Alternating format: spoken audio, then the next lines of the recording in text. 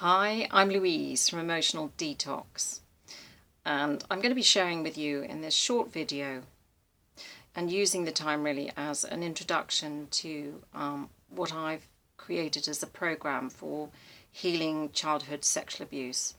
And I've taken time out really for about 2 years to work on myself, because this happened to me and I could see in my life sort of cyclical situations that I knew that I had to address, and recognizing later rather than sooner that the cause had been because of this childhood trauma. So as a therapist myself with a background in stress management and going on into working in my own sort of theme really in emotional detox, I see and seem to come across a lot of clients who don't first say to me that sexual abuse is the problem, but it does seem to come out of the woodwork pretty soon. And it's a massive problem that we have, not only nationally, but across the globe.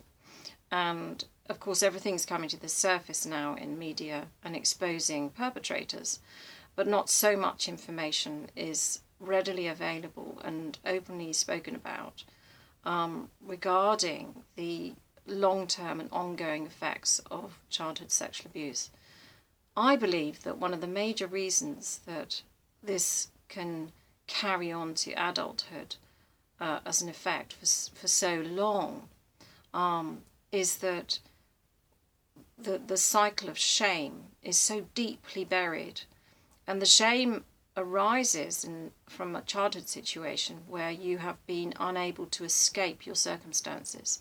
So the natural response that we have to threat at a primitive level, an instinctual level, is to run away, to fight, or to freeze. And because none of those things work to save you or help you, there is a deep, deep sense of shame. Shame is also there because we're somehow made to feel that we're responsible for what's happened, or we assume responsibility for something that we don't recognize as necessarily wrong, but it feels wrong. We don't know that cognitively or intellectually that it's wrong because we're so young, but something feels very wrong. And that wrongness, because it's not understood, is taken on as responsibility for being responsible for what's happened. So it kind of gets buried in with this shame, and also the shame of what's happened and the shame of not being able to escape sits embedded in our emotional body, our emotional memory. And coupled with that, there's an extraordinary amount of stress that occurs and gets contracted and compacted in the nervous system responses, and affects also the development of the brain, because the brain is still developing right up to the age of 18. Some people say longer. So there are lots of complications that occur, and the trauma in the nervous system is that it leaves people on a sort of red alert for danger, and by constantly being on red alert for danger, you've got your system on sort of high drive. It produces a lot of adrenaline. You can be triggered by things around you, either memory or just anything that's sort of remotely threatening will trigger the old buried responses to threat where you have been unable to escape. So it's like threat and helplessness all combined together. I'm just giving you a few of the connections that I've kind of been working on and with myself and other people. But there are many, and the process of healing must be done very gently, because the trauma sits deep, and on the surface you've got daily life to deal with. And daily life to deal with for anyone, whether they've been sexually abused or not, is, that's a challenge in itself, and that produces its own stresses. So the whole process of healing childhood sexual abuse must be taken very carefully, and with a great deal of respect for the body and a great deal of respect for your childhood, which is why a major part of my focus has really set me free. I mean, I'm painting now as a result, I think, of just liberating this part of me inside, which I like to call, and lots of people call, the inner child. The suppressed inner child is, you know, that your innocence, your entitlement to that innocence and your freedom, your expressivity and your creativity gets very suppressed and denied because you've had to sort of shut down on yourself in order to survive either the violence and the abuse, the rejection, the lack of safety, the lack of love, the lack of support, and possibly even the neglect, the ignorance, or the sort of downright rejection of parents, or the people that maybe have abused you, are part of your family. So the cocktail of, you know, having people around you that are supposed to love you and care for you being actually your abusers creates a lot of complexity and confusion, because when you're a child you don't have the language to express your pain, your suffering, your sense of isolation.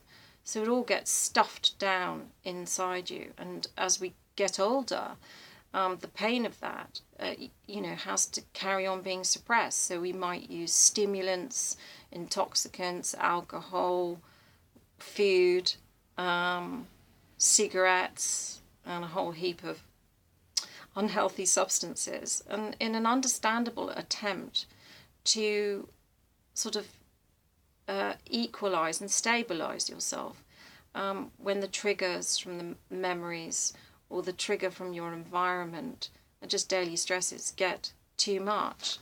So it's a complicated mix, but I believe, and I feel like I'm testimony really to the fact that I've kind of survived this, and I work and I paint and I enjoy my life, and I've taken the time to do this. And so what I've created is a program where there are lots of different ways that you can begin your work with me.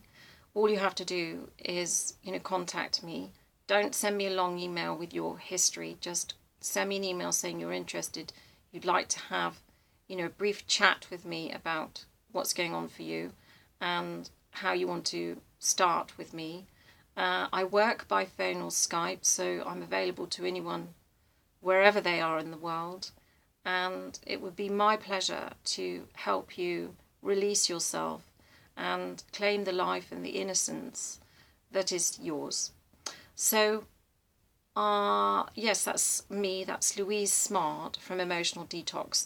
There's a website link embedded in this post and in the details of the YouTube. So there's a little tiny arrow just underneath the sort of screen area where you can see me. A little arrow, and if you press that, you will get something drop down, and that'll have a link there to my Emotional Detox website, specifically my website program for childhood sexual abuse and recovery.